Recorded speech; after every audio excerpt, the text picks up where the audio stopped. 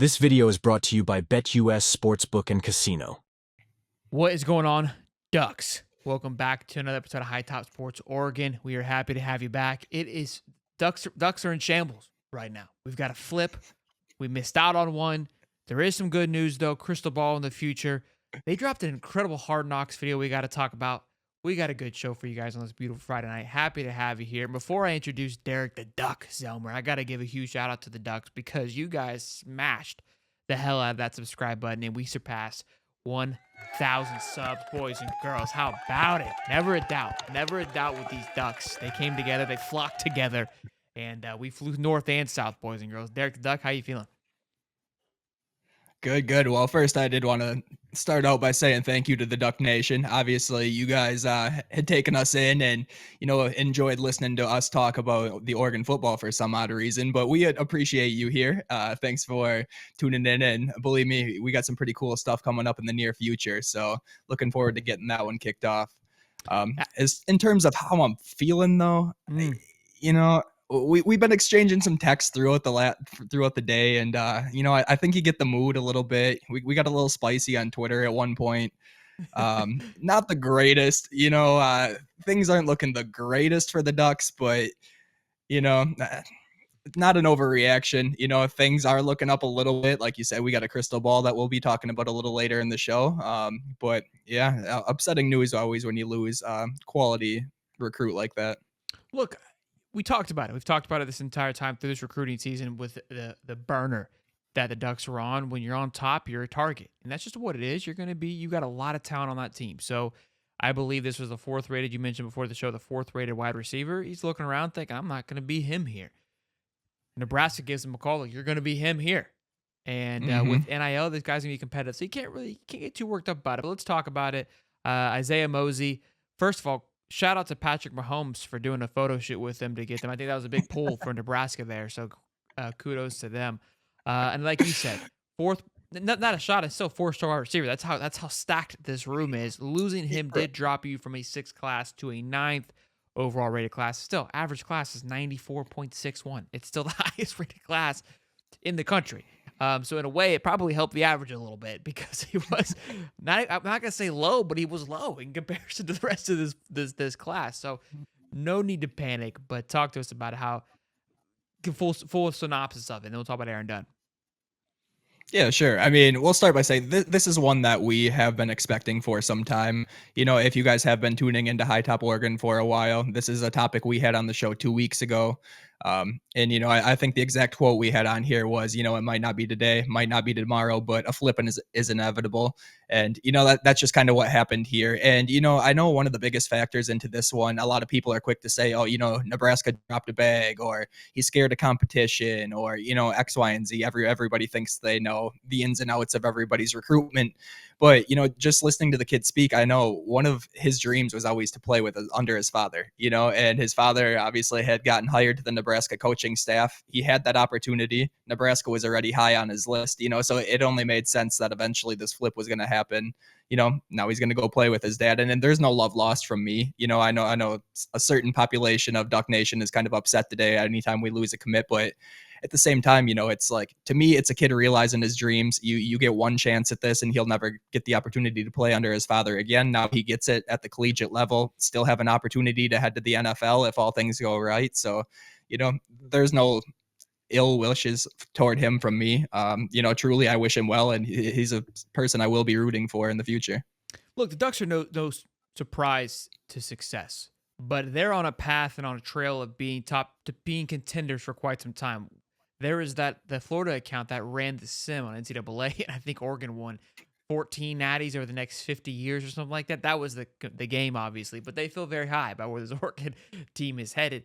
And my point for saying all this is that when you're at the top, you're going to have some scratch, you're going to have some bumps and bruises because, again, everybody's coming at you. So there's going to be some hard times, and it's going to be a little bit different. When you're on the up and up and you're kind of the underdog, there's fun to that, right? And so you're chasing. You're not that underdog anymore. You're the Ducks. In my opinion, you've arrived.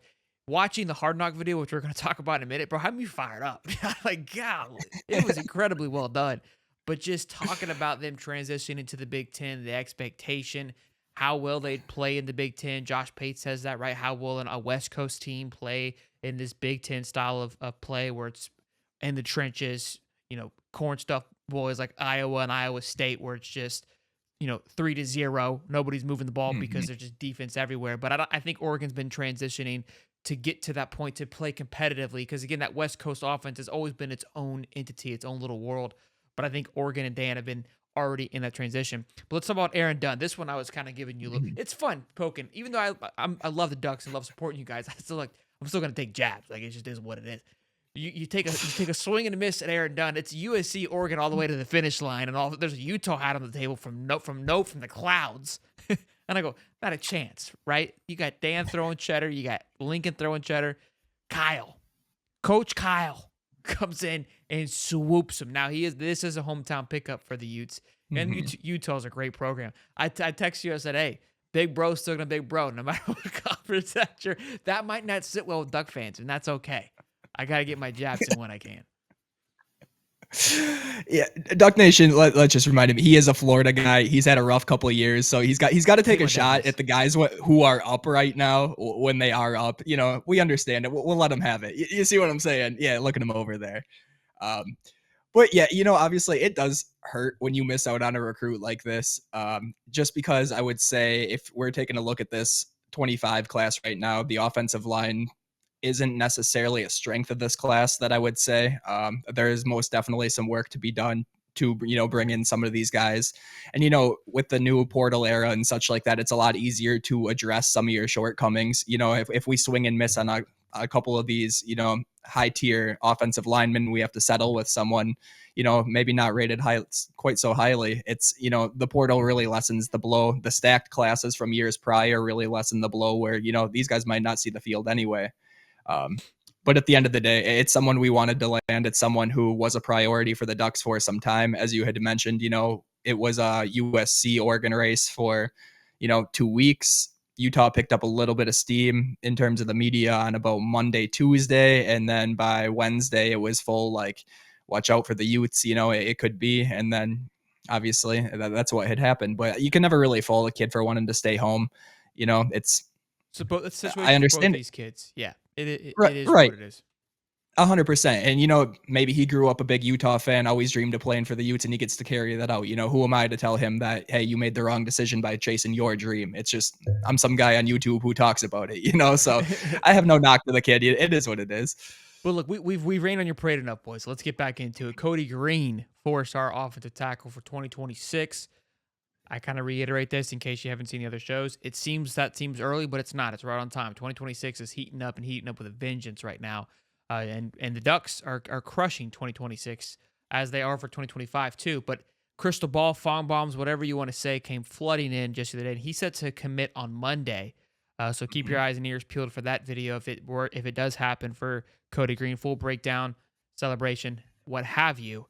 But right now, Ducks lead the way, which is a great, massive pickup. Again, the two guys we just talked about are 2025, but 2026 is still very important. Absolutely. Obviously we had just gotten a quarterback from 26. Now, what, a week later, we're talking about grabbing an offensive lineman at this point. So, it obviously goes to show you that it's never too early to start thinking about the following year's class. Truly it's something that has been building for months already at this point. Um, but it is fitting that, we're lost out on an offensive lineman, and a day later you get a crystal ball for one of the most elite offensive linemen in the 2026 class. Um, Cody has a ton of room for growth, and I do think, as the ratings continue to be updated over the next year and a half at this point, I think he's going to skyrocket. And I do think there is a chance he ends up as a 5-star before all is said and done. So it will be important for Oregon to lock down this commitment early. Obviously, I say this every time Oregon chases or gets a commitment. This recruitment is most definitely not over, especially when we're talking about a commitment that won't be finalized for another year and a half. So, So but it feels, yeah, go ahead. what you get with Cody Green is 6'6", 285. Like you said, possibly going to be a 4-star, top 40 player in the country, 6th overall offensive tackle. This kid's a stud. This is much higher than the Aaron Dunn that we were just referring to. If he comes in a year later, he probably is starting over Aaron Dunn if you guys were to land him. So again, no need to panic. But let's talk about 2026 really quick. You guys got Tre'Davious Ball, the running back. Mhm. You guys had a video about that just last month. 4-star, the number 2 in the position, best running back, top running back in that class, 47th overall. Jonas Williams, of course, your quarterback, top 150 player. You add Cody Green, top 50 player, and then Tony Cumberland, top 150 player as well. So those are your first 4 commits for 2026, and you sit 6th currently. With that pickup, you would believe you're going to skyrocket into probably top 5, maybe jump USC in top 4. USC's got off to a hot start as well. So look, Mhm. Auburn, Penn State, Florida State, 6 and 5 commits. Everybody's rocking into 2026 already. Things are heating up, so it's not too soon there. But huge crystal ball there for the Ducks. Before we get into the Hard Knocks video, which was impeccable, I couldn't believe how well done it was. It was actually genuinely enjoyable. I thought I was watching NFL Hard Knocks. Like, that's how good it was. That's how, if you haven't seen it and you're a Duck fan, smack yourself and then go watch it, because I don't know what you're doing. It's really good. Florida has a version of their own kind of Hard Knocksy recap video, but they have their own spin on it, which I appreciate and I love. It's this I love the narration. I'm a sucker. I'm a slut for a good narrator, and they crushed it. Before we get into that, though, we give a shout out to our sponsors, which is BetUS, boys and girls. They're going to be sponsoring us all season long, and why wouldn't we? Great place to win you guys some extra cash. The link is in the description. Go check out BetUS. Go see what they have to offer. And again, on your first 3 deposits, whenever you make a deposit, you get up to 125% of your deposit, up to $2,000. First 3 deposits. So doesn't matter when you do it, just your first 3. You get back 125%. Again, link is in the description. We've been hammering the over 10.5, which is 105. I'm sure there's some haters in there too. If you want to go smash that under 10.5, I also want to run a little contest. If you do go use BetUS and smash this over 10.5, send us your bet slips. Once it checks in at the end of the year, we'll be sharing all those bet slips to see who had the kahunas to bet on their Ducks and go all in. So again, check out BetUS, boys and girls. I love it. Oh yeah, absolutely. And like I said, got to smash the over. That's an easy pick. Easy. Just giving out money, giving out 125% and just W's like that. Talk about this, man. So we hadn't gotten much from practices, much content, videos. Dan has a little interview, comes out, says a whole bunch of nothing, just kind of fires up, little grit in his smile. Everybody, he said more on this video than I think he ever has. And kind of, I love the fact that he took the time to do that as well. Most coaches don't do that. What was your overall thought and opinion, and it kind of give us a synopsis of what you're hearing from practices so far as well, too? Yeah, first off, I mean, regarding the video, obviously, this video was incredibly well done. I know I had texted both you and the professor, and I was like, this really reminds me of like a Hard Knock style video at the collegiate level. And mind you, this isn't NFL Network Studios putting this on. This is all Scott Anderson and his media team at Oregon in-house. So these guys do phenomenal work. These are the same people who did the game recaps last year. If you were fortunate enough to watch all those, puts together a little story throughout the week and gives you a lot of inside access, which, Oregon fans were very familiar with. Dan being very tight-lipped at practice and the media having very, very limited interaction there. Video is super well done. We got a lot of inside access to kind of see the ins and outs of what goes on. Obviously they're not going to give out too much information. What they did do in this video is they did confirm something that we had kind of seen from a teaser video earlier in the week, where there was someone on a training table who was injured, and people were speculating it was Justin Jacobs, a linebacker for the Ducks. And, this video does confirm that's kind of what happened. And he goes through his little story, as you saw. But very, very well done. I really look forward to this and the rest of the videos that come out. Absolutely, we'll be sharing all of them after every big Ducks win. I look forward to every Tuesday when they do come out. In terms of what I'm hearing out of practice, though, it's surprisingly a lot of positives.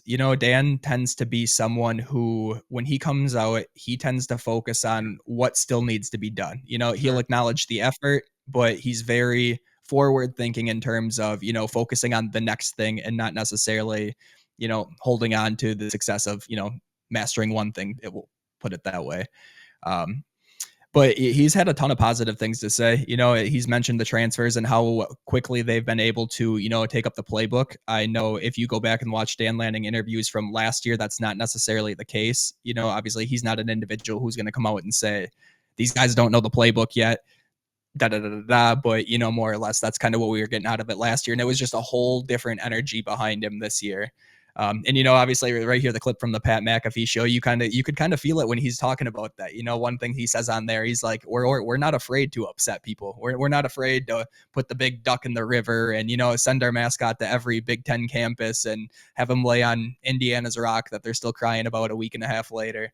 Um, it's I love yeah, it. go ahead. I think that it's very SEC mentality and a different, like, kind of in your face, not really caring about it. That just that big football school, big football culture. Again, Big Ten has never been shy on that, but I think you're going to offend a lot of fan bases because you're the flashy bunch coming into a very old style, classic kind of in between the lines. Look, this is why I've always been a fan of Oregon. They're not afraid to kind of be themselves and be a little bit different, be a little bit weird, and blowing up, smashing a big blow up duck in the river on Big Ten weekend is just par for the course of who they are. And I think that Lanning is the perfect fit for that. It's weird how perfect. I was thinking about this watching this, right?